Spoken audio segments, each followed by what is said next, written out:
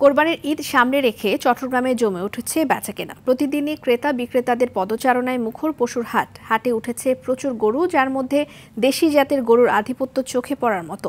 হাটে হাতে গোনা ভারতীয় এবং মিয়ানমার থেকে আসা গরু দেখা গেল সংখ্যায় এগিয়ে রয়েছে দেশি জাতের গরু। এদিকে শেষ সময়ে কুড়িগ্রামে জমে উঠেছে কোরবানির পশুর হাট। জেলার বড় বড় হাটে ক্রেতা বিক্রেতাদের কোলাহলে মুখরিত হয়েছে।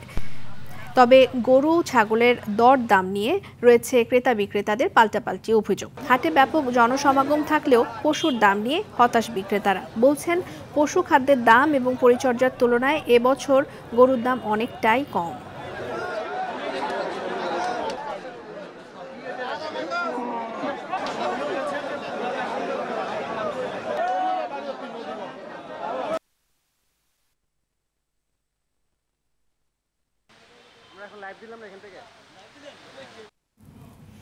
দর্শক, পশুর হাটের খবর জানাতে গাবতলী থেকে যুক্ত হচ্ছেন সহকর্মী সাকিবুর রহমান। নারায়ণগঞ্জের রূপগঞ্জ থেকে যুক্ত হবেন সহকর্মী রুবেল মাহমুদ। প্রথমেই সাকিবের কাছে চলে যাচ্ছি। সাকিব, বেলা গড়ানোর সাথে সাথে পশুর হাটে কেমন জমে উঠেছে, সেই সাথে দাম কেমন যাচ্ছে আজ?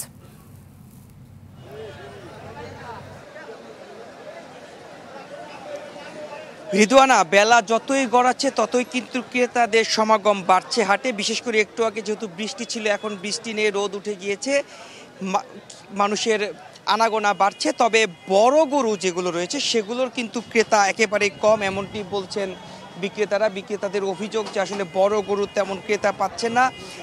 যে দাম তারা চাচ্ছেন তার আশেপাশেও দাম থাকছে না, এবং অনেকে যারা বড় গরু বিক্রি করছেন তারা বলছেন যে অনেকটা লসেই তাদেরকে বড় গরু বিক্রি করতে হয়েছে। তবে ছোট গরুর কিন্তু চাহিদা বেশি থাকে, বিশেষ করে ছোট এবং মাঝারি সাইজের গরু, সেই গরুগুলো কিন্তু বেচা বিক্রি বেশি হচ্ছে।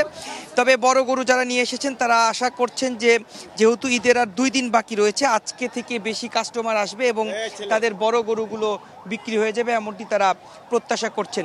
পাশাপাশি আমরা দেখেছি যে হাটে কিন্তু বিভিন্ন জাতের গরু রয়েছে, দেশি থেকে শুরু করে শাহিওয়াল জাতের গরু রয়েছে, হলস্টিন ফিজিয়ান জাতের গরু রয়েছে, ইন্ডিয়ান বলদ রয়েছে, কংক্রাস জাতের গরু রয়েছে, এবং তার পাশাপাশি এই গাবতলীর হাটে কিন্তু উট রয়েছে, খাসি রয়েছে, দুম্বা রয়েছে। তো মানুষ তাদের পছন্দের মতো পশু কিনতে আসছেন। ক্রেতা যারা রয়েছেন তাদের মধ্যে মিশ্র প্রতিক্রিয়া রয়েছেন। কেউ কেউ বলছেন যে আসলে দাম গতবারের মতোই রয়েছে, কেউ বলছে গতবারের থেকে কিছু কম, আবার অনেকে বলছেন যে দাম কিছুটা বেশি।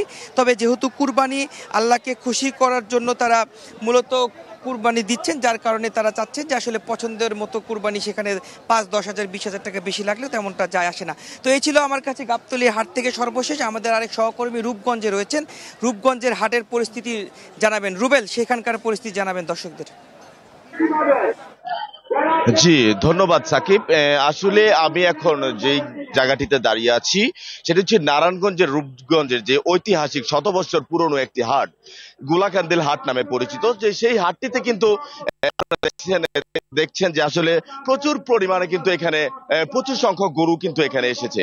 তবে একটি বিষয় হচ্ছে যে এবার কিন্তু এই যে রূপগঞ্জের প্রায় 13টি স্থানে হাটের ইজারা দিয়েছেন।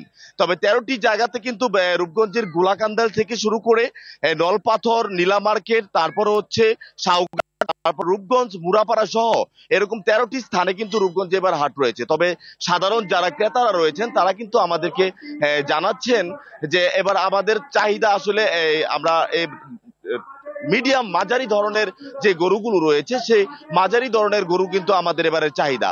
তবে যারা এবারও কিন্তু হাটে কিন্তু আমরা অনেক মানুষ এবার গতবারের মতো তেমন দেখছি না। তারই একটি কারণ, সেটা হচ্ছে এবার কিন্তু এখানে প্রায় তো 250টি খামারের মধ্যে কিন্তু প্রায় 25,000 গরু কিন্তু তারা উৎপাদন করেছে, এবং 25,000 খামারের মধ্যে থেকে অনলাইনের মাধ্যমে কিন্তু তারা অনেক গরু কিনে ফেলেছে। তো এখানে যারা এসেছেন আমাদের এখানে, তাদের সাথে আমরা কথা বলে জানতে পেরেছি তারা কিন্তু আমাদেরকে বলেছেন। তবে আসলে নারায়ণগঞ্জের গোলাকান্দিল হাটে কিন্তু যে সকল গরু এসেছে তারা কিন্তু যারা ক্রেতারা রয়েছেন তারা বলছেন যে এখানে মাঝারি ধরনের গরু আমাদের বেশি পছন্দ।